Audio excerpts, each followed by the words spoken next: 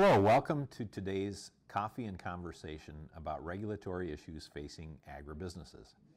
My name is Mike Terning. I am the Category and Product Portfolio Manager for Greenstone Systems, a Cultura company. A little background on regulatory issues. I think it seems like with the new presidential administration here in the United States that regulations may be easing, at least on a short-term temporary basis. However, I believe that the consumer and market demand for information about how and where and what practices there are for the food that we eat and grow will continue to be an issue, and more information will be needed for that. So with those couple of things in mind, I'd like to cover a few different areas of regulatory pressure that we see in ag business. First off is hazardous materials. There have been regulations for some time on the management and transportation of hazardous materials like herbicides, pesticides, fungicides, things like that.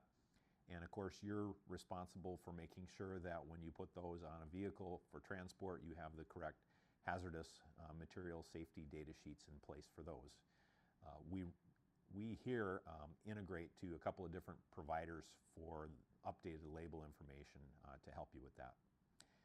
Another area is related to the containers that products like that are handled in, making sure that you track when those containers went into effect, when you got them, when they were filled, cleaned, emptied, taken out of service, etc., and the parties along the way for taking care of those durable goods containers that you have in your possession.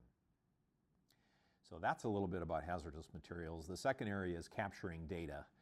There are a couple of newer regulations out, the Food Safety Modernization Act as well as the Veterinary Feed Directive, making sure that you have the systems and the processes and people trained to be able to track that data, capture it, and use it is important.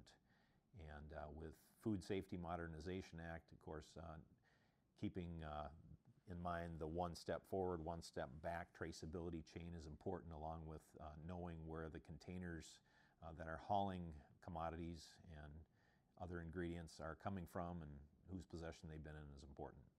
With Veterinary Feed Directive, it's making sure that you know that you've used the medicated feed prescriptions in which batches and track that, and make sure that you keep those on hand for a couple of years.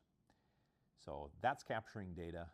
The third thing is extracting the data. Once you've captured the data, you want to make sure that you can extract it on reports and queries and other views so that you can use it for your regulatory reporting effort or mock recalls, things like that.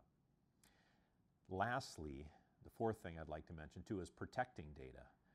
That has been a growing issue with all the attacks that we've seen.